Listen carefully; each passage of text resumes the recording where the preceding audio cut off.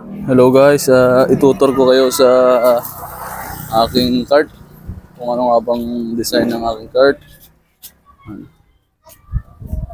Ito guys yung aking cart na ginagamit. Itong bubong yan, hindi yan parang trapal. Ano?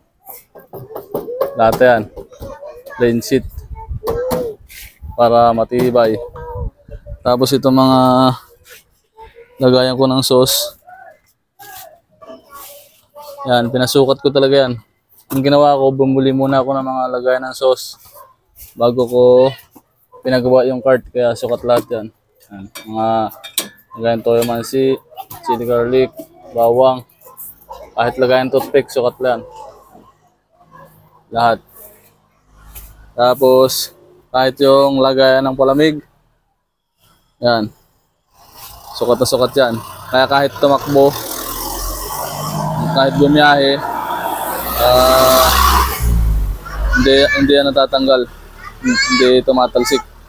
Tapos itong sa taas, yan guys.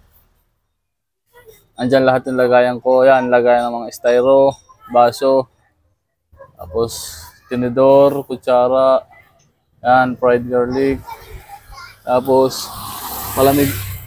Marami akong dala lagi palamig guys. Yan, kulang-kulang 4 na kilo ang dala ko ngayon. Pero yung normal naman napapaubos ko sa isang araw na palamig, 3 kilo. Tapos yung styro yan, kulang pa yan. May bibit-bitin pa kami, hindi lang kasi sa cart. Kasi 300, mahigit 300 styro lagi na uubos ko sa isang araw. Medyo mainit ngayon guys, magandang panahon. Palabas ako mamaya alas 4, alas 3 pa lang ngayon eh. Tapos ito guys yung design ko sa harap. May ilaw yan guys. Yan, may ilaw sa ilalim yan. Kaya kitang-kita. Tapos sa harap, ayan yung mga presyo ng aming paninda. Malinaw na malinaw yan. Tapos may mga ilaw din yan. Kaya sobrang liwanag niyan pag binuksan sa gabi. Kitang-kita at nababasa talaga. Yan guys. Tapos, yan yung lagayan ko ng tangke. Sukat din yan guys. Yan. Ito yung mantika. May dala lagi ako isang galon ng mantika para sa chili garlic. Tapos toyo mansi. Ito, ang dala ko laging toyo mansi, 6 na galon para sa 45 kilo na siomay. Ito yung lagay ng kaldero. Ito. Walang kalan yan guys. Kasi dito ko niluluto sa bahay. Tapos ito yung sa steamer. Yan.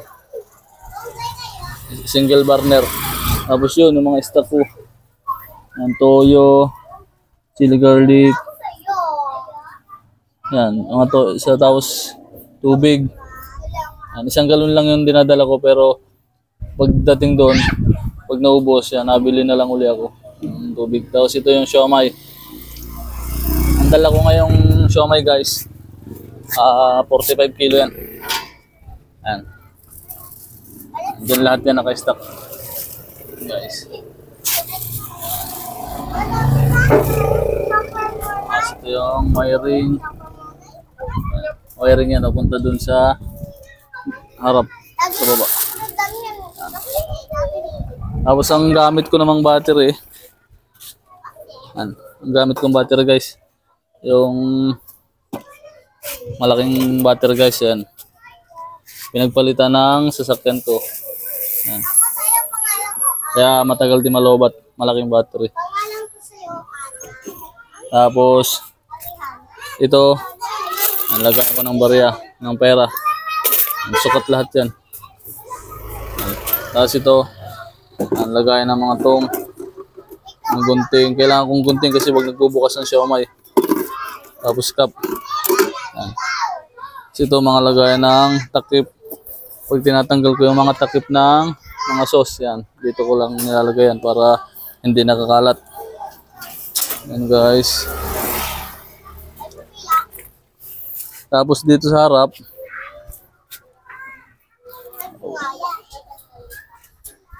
Dito sa harap guys, styro. Guys, yellow naman laman yan, yellow. Ang dala ko laging yellow 15. Pero minsan nabibitin pa yung yellow yan kasi lagi yung palamig ko kasi lagi kong tinatambakan ng yellow para sobrang lamig lagi. Sukat din yan ang styro yan.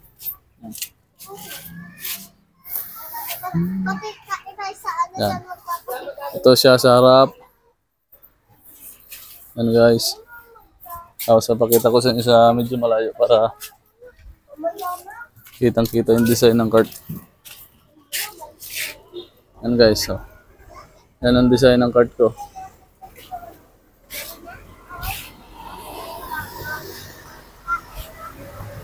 Kung gusto nyong gayahin guys yung aking cart, yung design ng cart, pwede.